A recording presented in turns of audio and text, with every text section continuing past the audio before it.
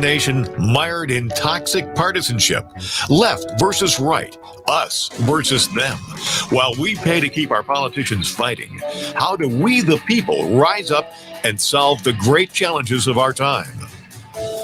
We do it by embracing freedom and liberty. There may be no such thing as a free lunch, but this hour is as close as it gets. Welcome to A Free Solution. All right, welcome everyone to A Free Solution. I'm Kevin Wilson, your host for today. Thank you so much for joining us. Appreciate y'all being here. We're live on WYSL until 1 p.m. But shout out down the line to our friends over at WACK out in New York as well, and our friends listening online. And you guys can't call in today because we have a guest on the line. You can't comment online, but we have a guest on the line. Mayor of the Village of Honeoye Falls, Rick Milne. Hey, Kevin, how are you today? I'm doing fantastic. Thank you so much for being on the show. Oh, it's my pleasure. I appreciate having the opportunity to be on A Free Solution and talk with you a little bit, and was looking forward to it. So thank you again. Yeah, fantastic. So, for our listeners out there who don't know you, so let's just talk a little bit about you first. Who are you? What do you do? How'd you end up getting to where you were, where you are right now as the mayor of the Village of Honeoye Falls? Yeah. So I'm a fairly, for the most part, I would say I'm a lifelong resident of the Village of Honeoye Falls. I went to the Honeoye Falls Lima High School, graduated from HFL back in '79. So I'm an older guy. I'm just turned 60, and my wife and I have lived here in the village for most of our lives. We have 3 children, all grown, all married, and our 5th grandchild is on the way. So life is good for us right now. Congrats. Thank you. I've been active in the community for a lot of years. Very active. I'm a lifelong member or lifelong status in the Honeoye Falls Fire Department. Was a line officer there for a number of years.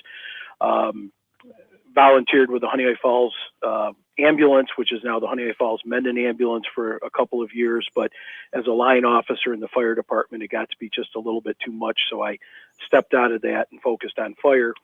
But it was also, when my kids were younger, very involved in, the local sports programs and very involved with those. So, just involved with a lot of different activities.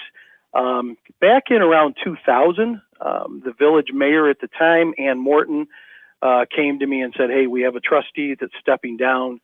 We know you're active. You speak well with groups, and you seem pretty level-headed. Would you consider stepping in to fill in this trustee's position for a year and see how you like it?" It was in the last year of a guy's term, and he had to move out of the community. So I said, "Sure, let's give it a shot and see what it's all about." And I never had any thoughts about getting into politics. After a year, I really enjoyed it. And so I decided I would run for a village trustee's position and won that election. And so I was a village trustee for 5 years.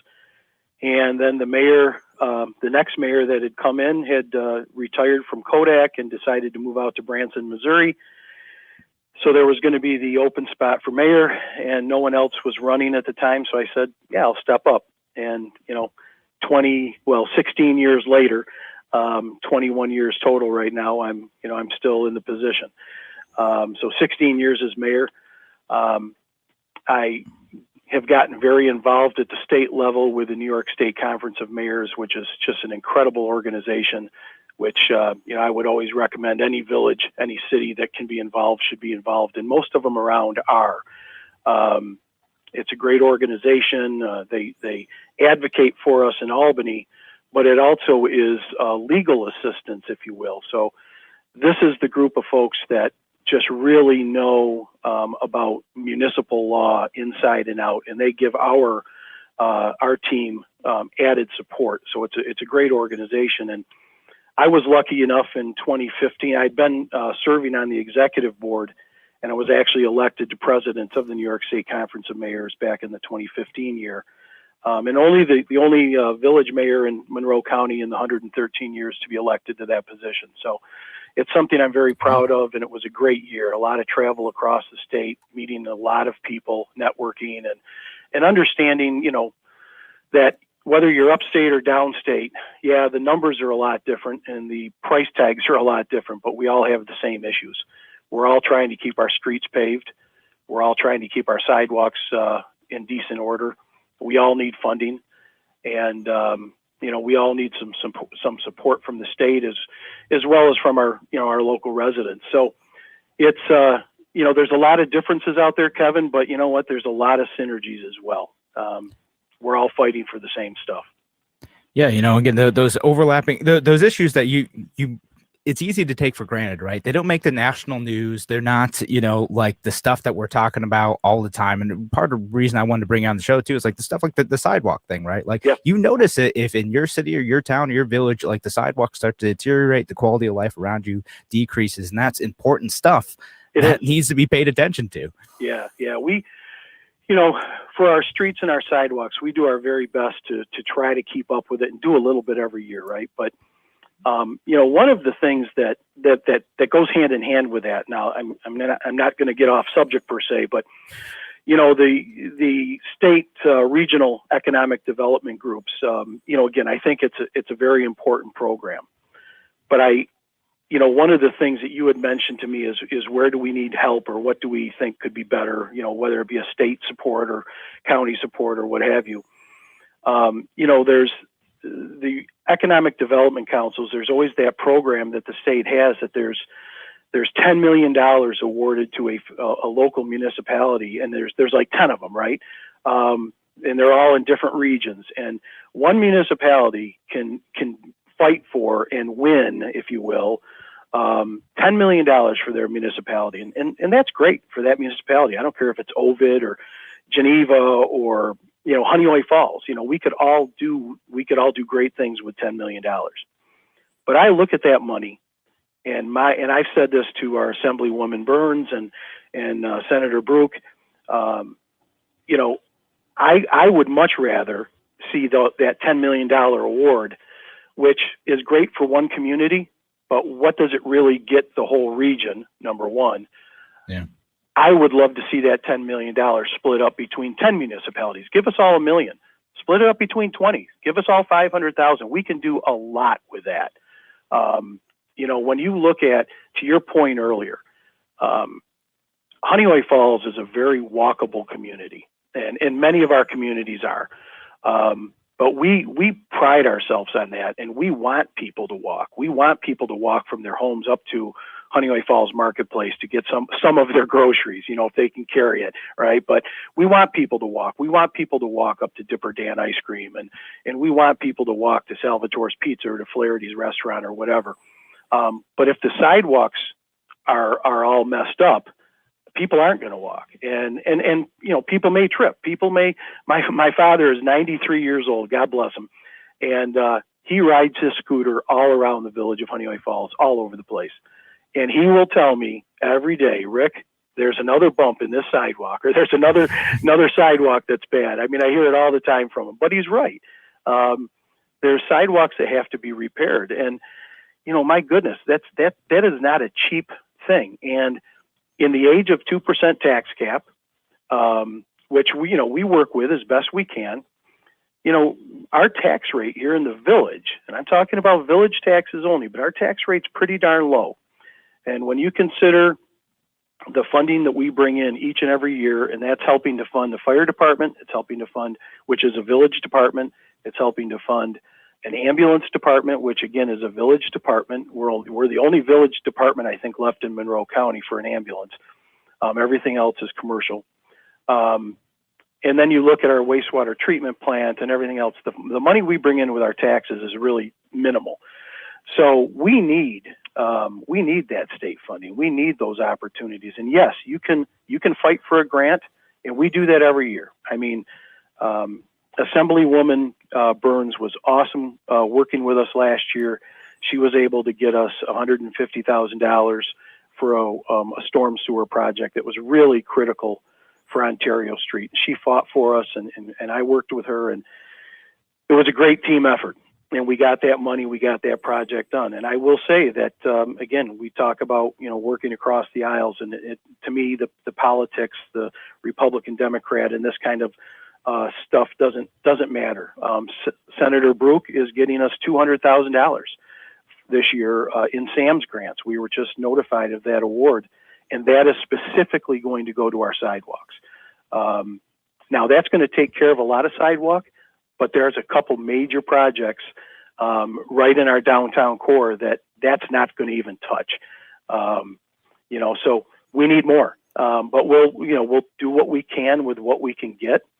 But if we're not a healthy community as far as walkability for our village, that really is a detraction.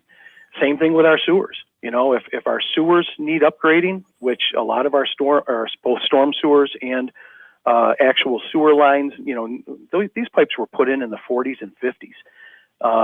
We're trying to replace things as best we can, but you start talking about projects underground, now you're talking a lot of money, right? So yeah, it becomes a big thing quick. And when something breaks down too, then suddenly it becomes a much bigger, more expensive problem. And we're heading up on a break right now, but when we come back, we'll keep talking about some of this stuff. And I want to make sure we're educating listeners too about, how the structure of like a village works and things like that. So again, thanks for joining us here on A Free Solution. No call-ins today, but you can leave your comments online if you're listening on YouTube, Facebook, wherever you're listening. Thank you for being here, folks. We're going to be back with more on A Free Solution in a few minutes.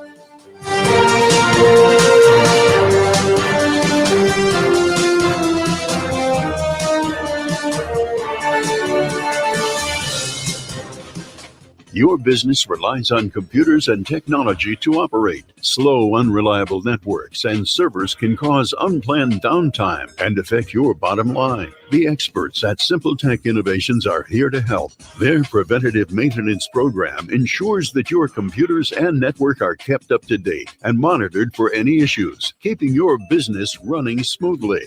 They also help clients achieve HIPAA, PCI, and New York State cybersecurity compliance to keep your network safe and secure. Whatever your business IT needs are, Simple Tech Innovations should be your first call. They've won the Best in Rochester 8 years in a row and have an A+ Better Business Bureau rating. Call them today for a free consultation at 585-200-3182. That's 585-200-3182. Simple Tech Innovations.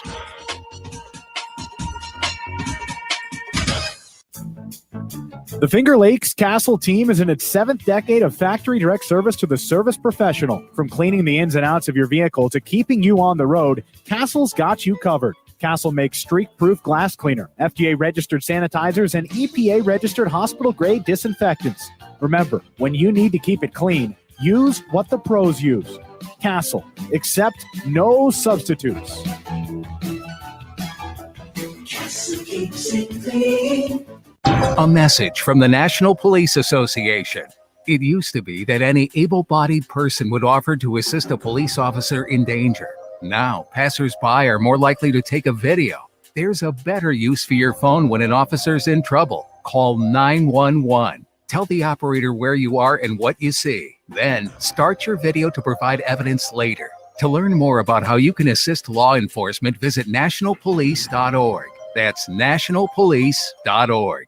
Why do businesses choose to move their website from Wix and Squarespace to Simple Tech Innovations? Maybe it's their excellent customer service or attention to detail.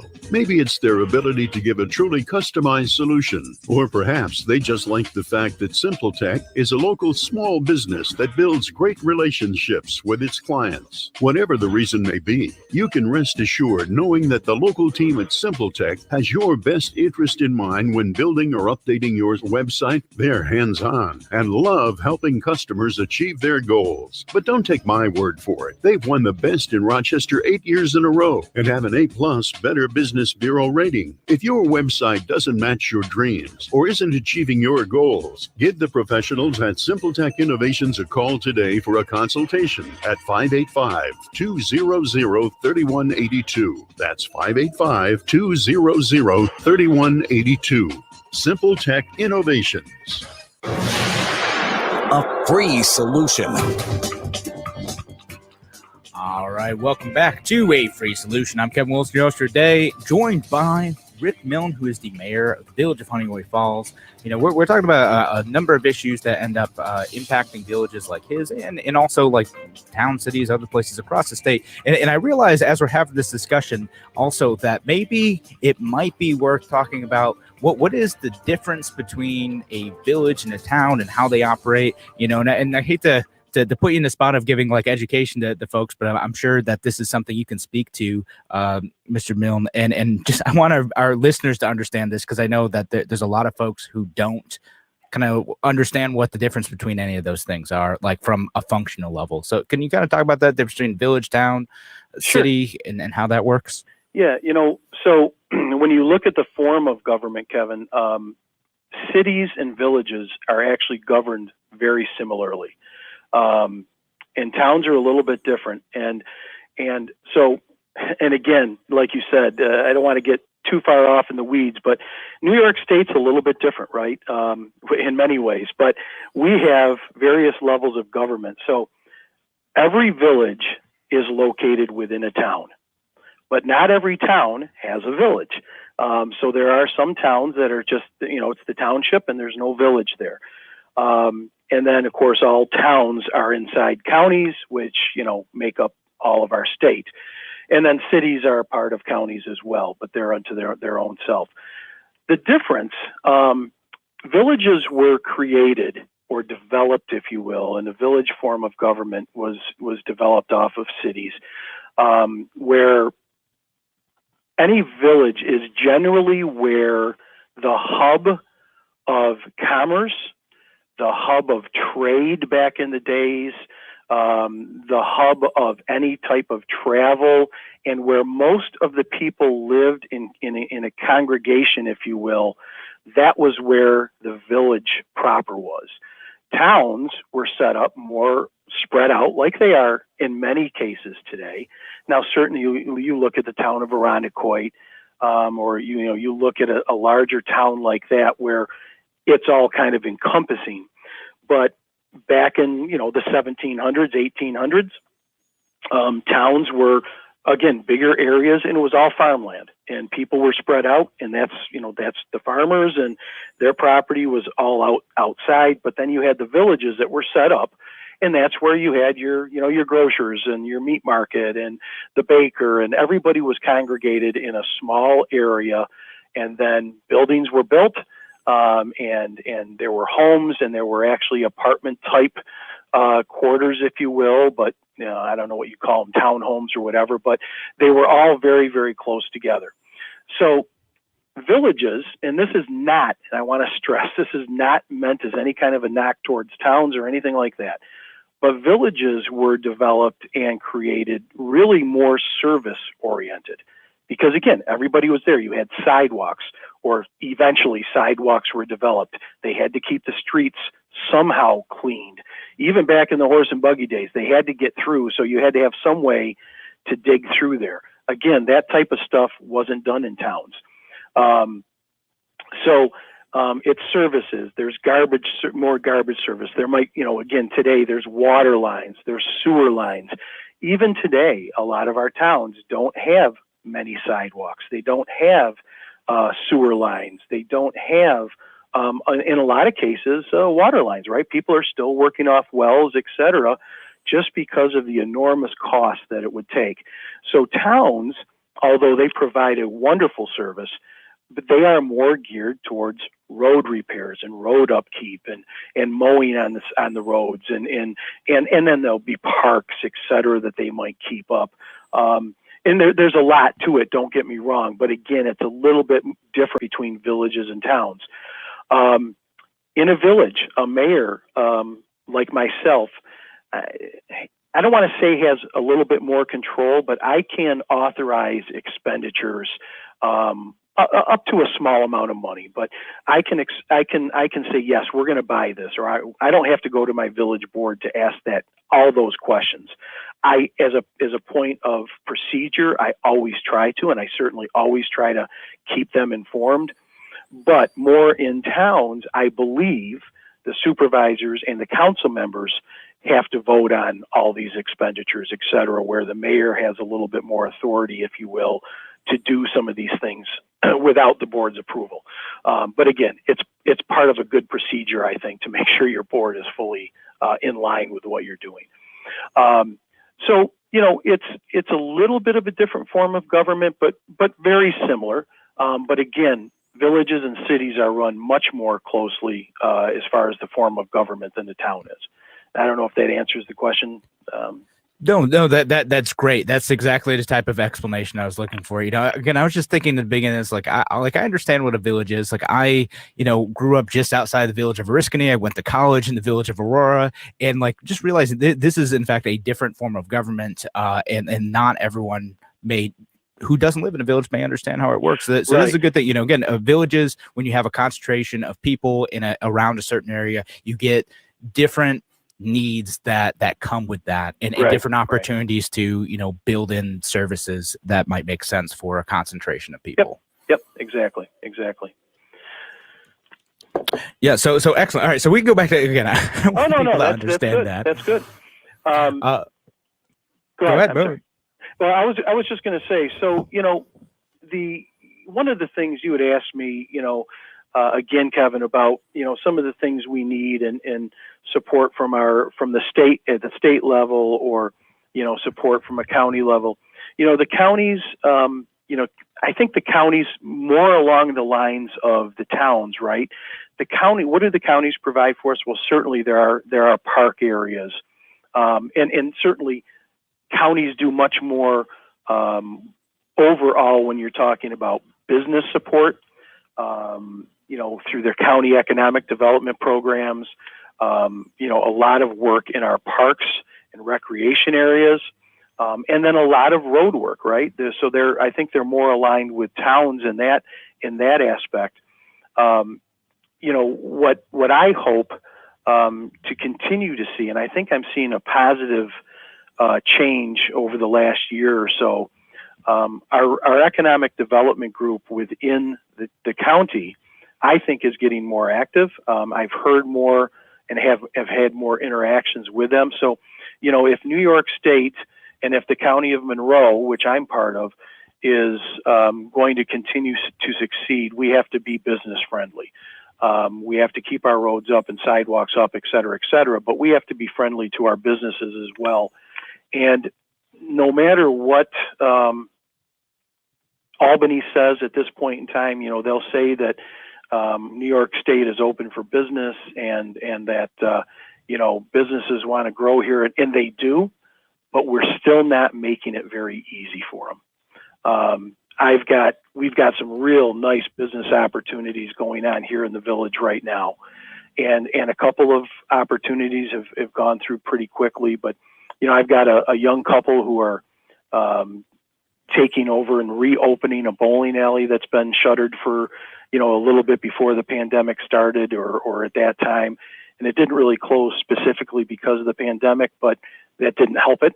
But they're going to reopen that, and they're going to put a microbrewery in it as well, and develop it a little bit more. So there's a nice patio out front and a beer garden in the back and the bowling alley, and it's just some great stuff, which is going to be fantastic for the community as well as the area. But boy, for them to get their liquor license and for them to, go through the process of, trying to get some funding support or just their licensing and their permits, it just seems like it takes forever. And if we want to be successful in New York State and in our county, we've got to make it as simple as possible. People can go, a lot of people don't want to go down south and open a business, but the point is, if you go down south, you can walk in and you can get some permits pretty easily, and you can start developing pretty quickly and have a building up and running much quicker than you can in New York State. Now, there's some reasoning behind that. We don't want to lose, our control of economic support or safety. We want to make sure things are built well, but we have to make it easier for them. It sounds like you're going to a break. Yeah, we are going to a break. Unfortunately, we've got to go to a break, but again, we're joined here by Rick Milne, who's the mayor of the village of Honeoye Falls, and we're talking about some issues and challenges with the state, with locally, explaining what a village actually does.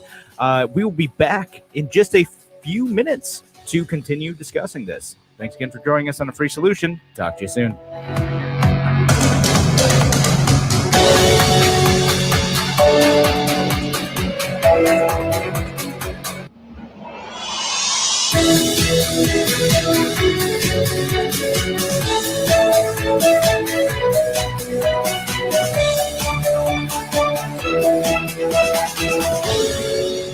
Now it's Dan Bongino, weekday afternoons. WYSL. AM 1040 Avon, Rochester, FM 92.1 Rochester, and FM 95.5 Spencerport. Here's the latest forecast from the News 10 NBC Weather Center for today. We'll see a few passing showers or a thundery downpour, mainly in the morning. We'll try to dry out some in the afternoon. Still kind of warm and muggy in the 80s. For tonight, partly cloudy. We'll drop into the upper 60s. On Thursday, sun and clouds, a nicer day. Should stay mainly dry. Temperatures in the 80s. Kind of warm and muggy, upper 80s on Friday with some late day thunder. I'm Rich Cadelia, WYSL. Why do businesses choose to move their website from Wix and Squarespace to SimpleTech Innovations? Maybe it's their excellent customer service or attention to detail. Maybe it's their ability to give a truly customized solution. Or perhaps they just like the fact that SimpleTech is a local small business that builds great relationships with its clients. Whatever the reason may be, you can rest assured knowing that the local team at SimpleTech has your best interest in mind when building or updating your website. They're hands-on and love helping customers achieve their goals. But don't take my word for it. They've won the best in Rochester 8 years in a row and have an A+ Better Business Bureau rating. If your website doesn't match your dreams or isn't achieving your goals, give the professionals at SimpleTech Innovations a call today for a consultation at 585-200-3182. That's 585-200-3182. SimpleTech Innovations. Because your future is worth it. MGM Associates Insurance, proudly serving the region since 1984. MGM can meet your coverage needs, ranging from home, condo, and auto, all the way to specialized policies for business, workers' comp, to limo and taxi insurance, and coverage for tech professionals like IT specialists. They can also help lead you through the confusing maze in the new world of health insurance coverage and options. MGM Associates is large enough to serve you, but small enough to care, so you don't have to wait in line on some 800 number to get prompt personal attention. MGM Associates is the only winner of the National Best Practices Award 5 times in a row. MGM is proud to support veterans groups, including Heroes Home Advantage. For your personal, business, home, or professional insurance needs, meet the professionals at MGM Associates Insurance, locally and proudly owned at 1745 Penfield Road in Penfield, 381-7008. Or mgminsure.com, an associate of Ontario Insurance Company, 28 Canandaigua Street in Shortsville.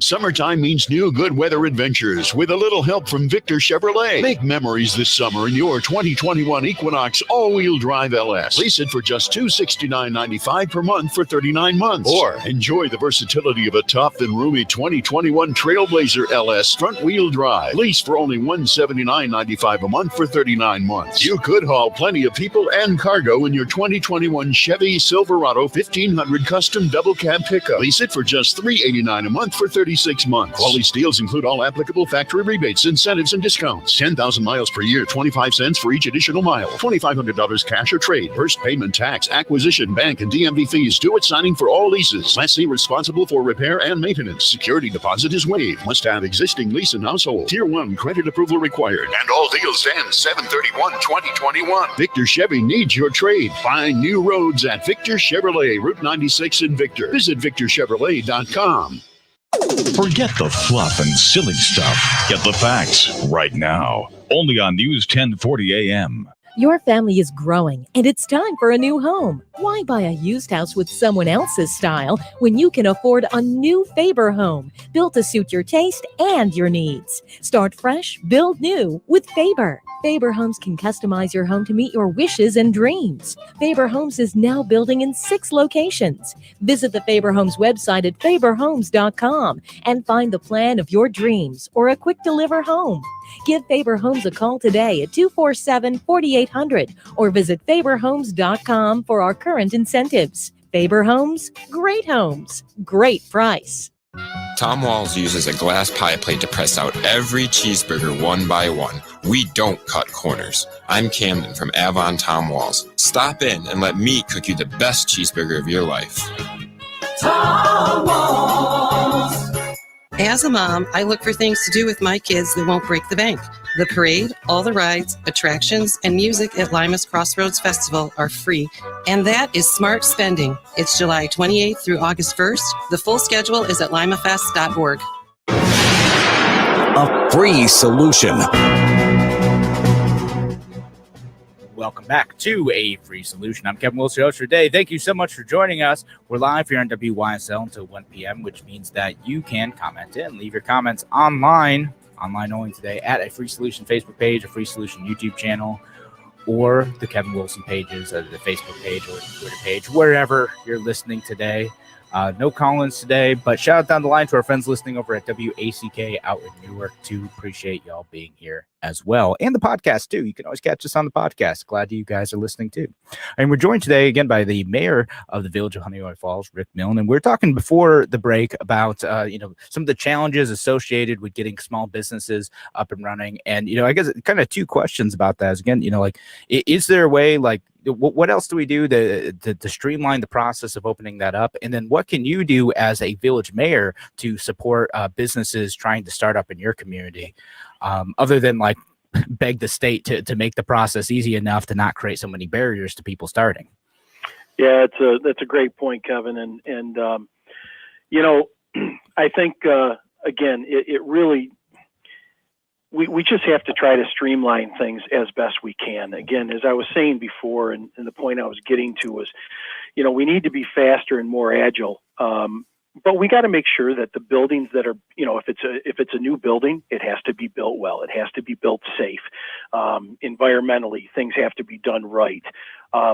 We certainly don't want, some of the negative things that we've seen, happen in other areas where, buildings have had issues. But so we have to be very cognizant of that. But at the same time, the process has to be made faster. So as a local mayor, we are not in a situation like some of the other communities around that might have an economic development group.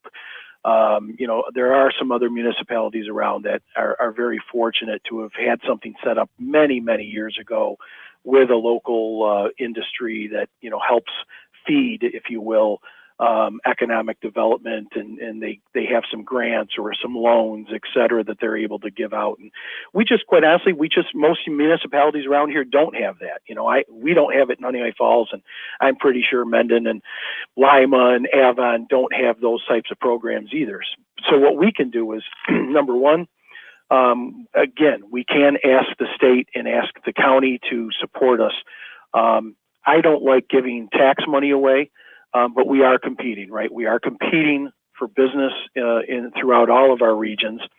And we want to make sure that we do everything we can to make our community attractive. And again, that goes back to having good streets, good sidewalks, good sewers, a great school system. We're very lucky in Honeoye Falls to have the Honeoye Falls Lima School District. It's a great school district.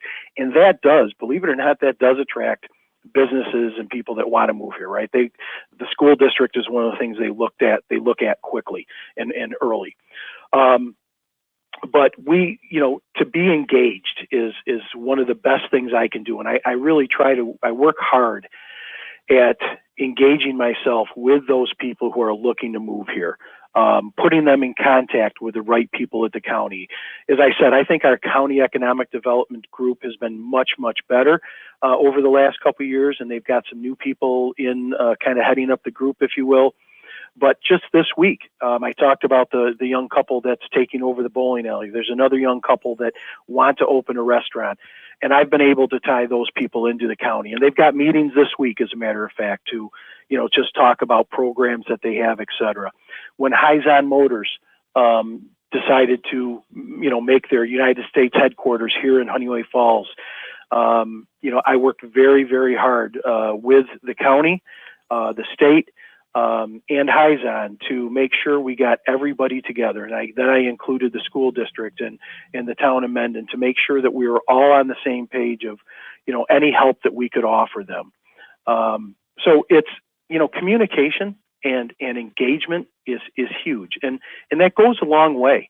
And then after the business is moving forward, and once they get the okay, the engagement doesn't stop. You need to make sure that things are continuing to go smoothly, and I think that really puts people at ease.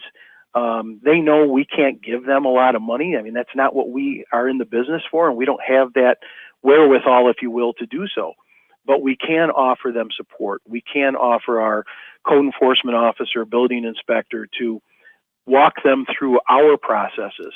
We can streamline, and we have. We actually dissolved our planning board a couple years ago, and we developed a new zoning board of appeals, which we already had a zoning board, but the zoning board now does everything. So we've taken a step out, and we saw this with a development just within the last week or so that came to the zoning board. They got their approvals, but in the past, it would have been a 2 or 3 month longer process of going from the planning board to the zoning board, then going back to the planning board. And, when these meetings are only set up once a month or whatever, that takes a lot of time. So we said, hey, how do we streamline this? So we dissolved one board, we turned it all into one, and it's working incredibly, it's just working great. And the people that are developing or coming to us with these requests are noticing it. We've also updated our code in our zoning code to make it easier to read online, to make it make more sense, and again, to streamline that whole process. We try to be a friendly, open office. So when people come in, and again, it goes a long way. We are there to work with these developers, not put up roadblocks. And when they see that, and we used to have a really bad reputation for putting up roadblocks. And I'm very proud of the fact that we've changed that. And I think that goes a long way with developers because they want to be here now. So those are the kind of things we can do. Yeah, that's fantastic. And actually, I'm really glad you started talking about some of the zoning stuff because that was where I was going to bring the conversation anyway. So I love it. And, because I've heard that from a lot of folks too, like small business owners around me, sometimes they're like, all right, I want to build this house. I want to, open up this business. And then it ends up taking months and months and months to get through the zoning process because they're not clear. And I know City of Rochester is going through the whole process of reworking that stuff. So it's interesting that you guys have been going through that. It sounds like for a while now to streamline that, to make it as easy as possible. So people understand, here's what I need to do. And if you follow this clear, simple process, then you're going to be able to open up. Yeah. That you're absolutely right, Kevin. I mean, that's what we've tried to do. And it doesn't matter if you're going to a restaurant or if you're going shopping someplace. If you have a good experience, you're going to come back. And we are trying to make sure that we are allowing people to have a good experience. We don't hit a home run every time. There are some projects that are just a struggle. There are some people sometimes people will come to us with a problem and they may not like it, but for whatever reason, we have to say no, or we have to say, listen, you need to do this, this, and this, and follow it, and you'll be okay. The same thing happens with complaints around the community, right? We try to be friendly to those people that come in and say, hey, I've got a problem with this, or I've got a problem with that. Well, sometimes it really isn't a municipal problem. Sometimes it's the piece of property that they bought or something that was existing that we can't just give them the go-ahead or we can't fix it for them because it really isn't our job. And, as a village municipality, we generally are not allowed by law to go on someone's property to take a tree down or whatever. I mean, if it's in our right-of-way, that's our tree and we take care of it. But if it's out of our right-of-way, as much as we want to help the resident, we can't go on their property to take that tree down. And, even if they say, well, we'll pay you, we'll do whatever. No, we can't do it. So, there's things that come up that people say, why can't you do? Well, it's just because we can't. It's a law. And sometimes you get people that are upset with you because of that, but you got to have thick skin. And that's one of the things I've learned in my many years of doing this. And as I move forward, to a county position, I hope in November, you have to have thick skin, right? You have to understand that no matter how hard you try and no matter what you do, even with the best intentions, there are going to be people that are going to criticize you. There are going to be people that are going to disagree with you, and that's their right. And you have to deal with it. People will also, often say, "Rick, I don't know how you do this," and it's, I love the community and I love doing what I do. So you got to take some of the bad that goes along with a lot of good.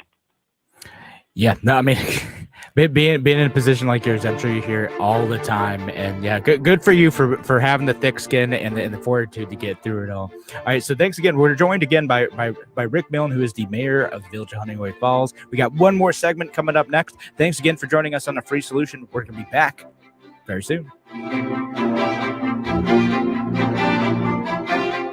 Why do businesses choose to move their website from Wix and Squarespace to SimpleTech Innovations? Maybe it's their excellent customer service or attention to detail. Maybe it's their ability to give a truly customized solution. Or perhaps they just like the fact that SimpleTech is a local small business that builds great relationships with its clients. Whatever the reason may be, you can rest assured knowing that the local team at SimpleTech has your best interest in mind when building or updating your website. They're hands-on and love helping customers achieve their goals. But don't take my word for it. They've won the best in Rochester 8 years in a row and have an A+ Better Business Bureau rating. If your website doesn't match your dreams or isn't achieving your goals, give the professionals at SimpleTech Innovations a call today for a consultation at 585-200-3182. That's 585-200-3182.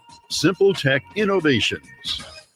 Hi, my name is Ryan Bourne. And I'm Danica Bourne. And we're the owners of South Coast Tax. We would like to thank our Lord for protecting us from evil. Psalm 91 states, "He is my refuge and my fortress, for he will rescue us from every trap and protect us from deadly disease." South Coast Tax are Christian-based tax accountants and attorneys who specialize in releasing bank levies, wage garnishments, and filing complex tax returns. We are the leaders in acceptance of offers and compromise with awesome results. We are also a small firm who will treat you like family and not just a number. Call us today at 1-800-TAX-1176 for a free consultation, and we'll take the time to explain all of the programs that you qualify for in order to allow you a fresh start. In John 8:36, so if the Son sets you free, you will be free indeed. And one way we can achieve that is by being debt-free. So let us help you today. Call us at 1-800-TAX-1176, and together we can help achieve this goal by putting the IRS tax debt behind you for good. Again, that number is 1-800-TAX-1176.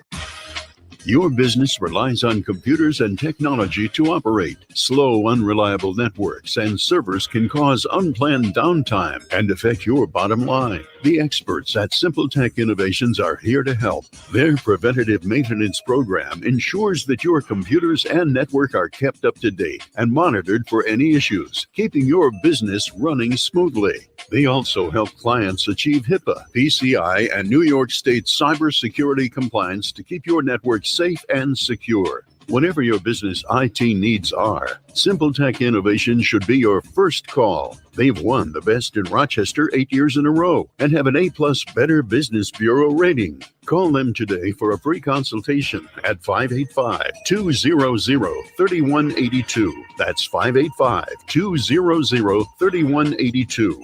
SimpleTech Innovations.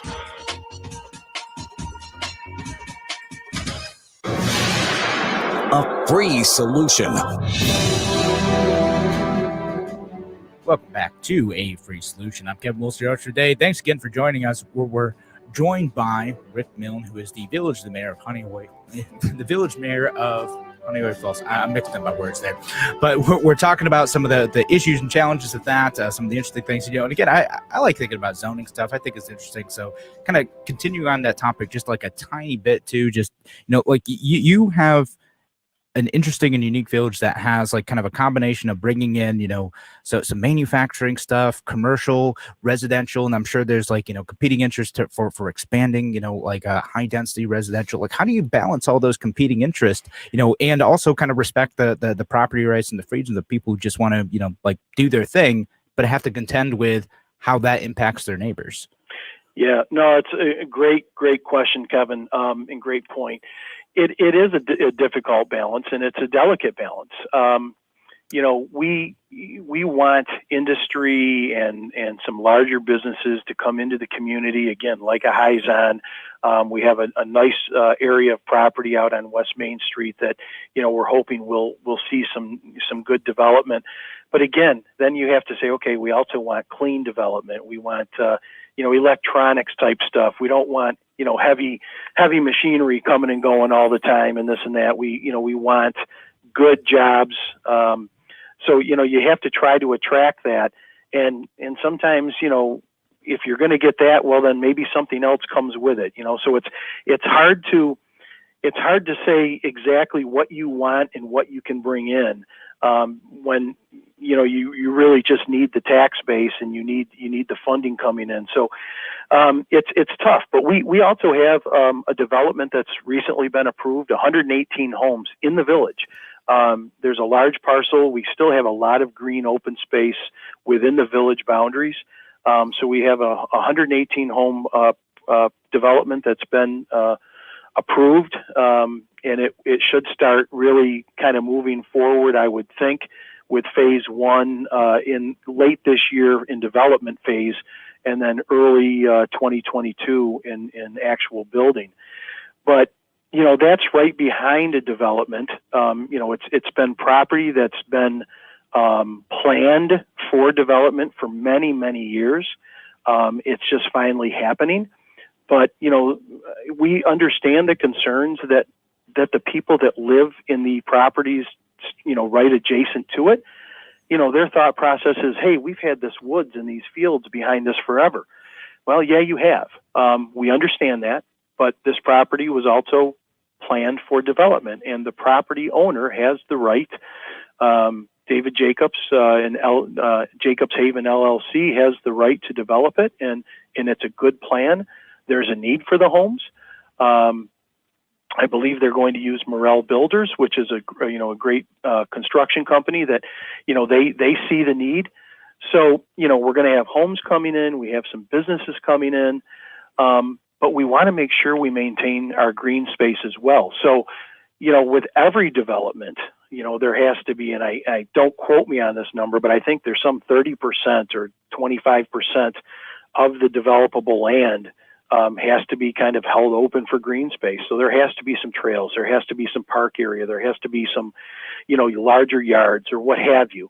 But we also, the Village of Honeoye Falls also has a conservation board. And they're very good. They look at all of our plans for any development that's coming in, and they're the ones that are going to come back to us and say, hey, we want to make sure that this group of trees stay in, or, if you're taking all this out, we want trees planted. We want, this planted. We want, so we're pretty strict with that. But that's the way we can try to control things a little bit and keep that green space.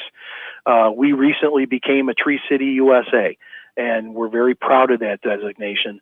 But with that goes, that goes hand in hand with the conservation board of trying to make sure we keep our community walkable, keep trees here, keep open space here, as well as that balance of allowing businesses in and allowing development in, which is going to help our school district as well with some of their numbers. So it's a balance, but we have a great village board. We have a great zoning board. I'm really lucky to have the village board that I do. We don't talk politics. We work together to get the job done. And we have our discussions. We have our arguments. We may not always see eye to eye, but at the end of the night, and I'll say this lightheartedly, okay, we're done with our meeting. Let's go out and get a drink or go have some other communication, right? We get along, and that's what we're here for. It's to work for our residents, to keep the village clean and healthy and moving forward, and at the same time keeping our history strong and making sure we don't lose sight of what got us to where we are.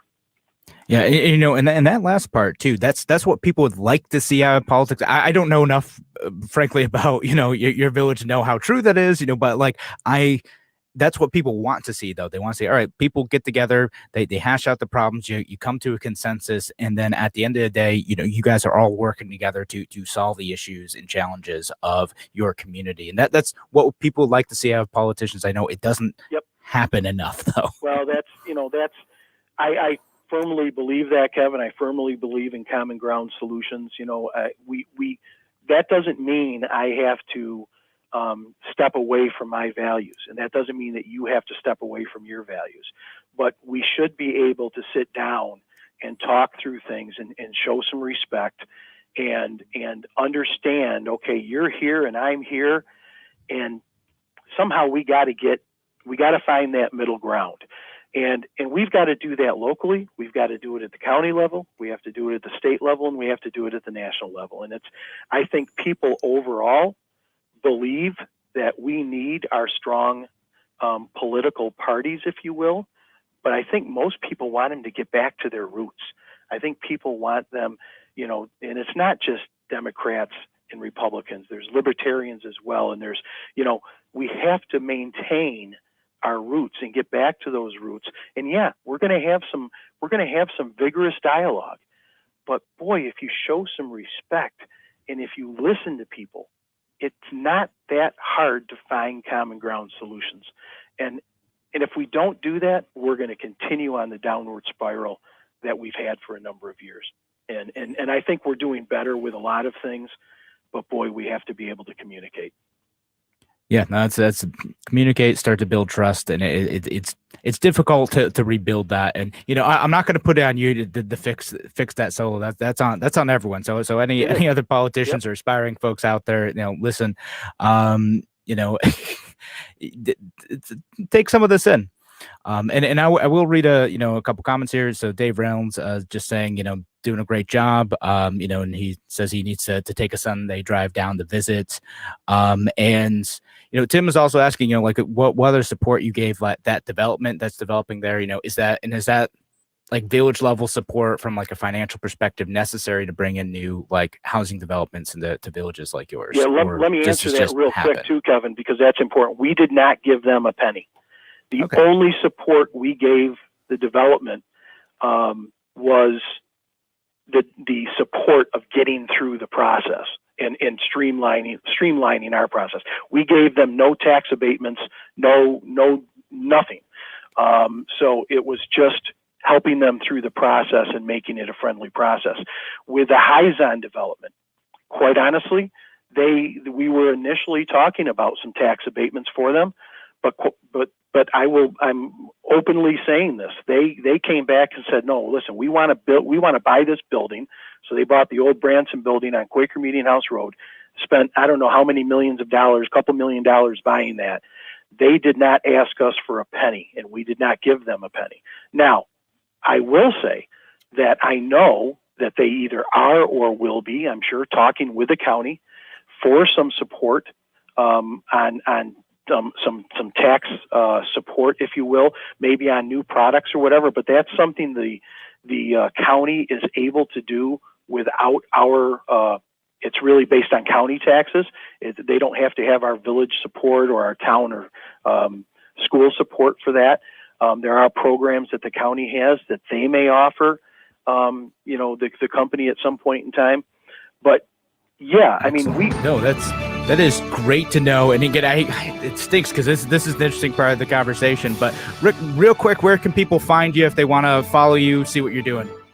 On Facebook, we have our Village of Honeoye Falls Facebook page, villageofhoneoyefalls.org, or Village of Honeoye Falls. I'm also on for my county legislator position at Rick Milne for County Ledge 5 on Facebook. So if they want to follow, please do. I'm also on LinkedIn all right. Twitter. Gotta cut you off, but Rick, thank you so much for being on. Really appreciate it.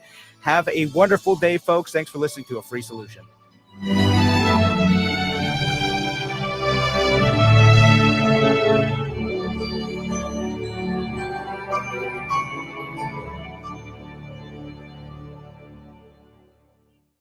True financial health requires a holistic approach. A hallmark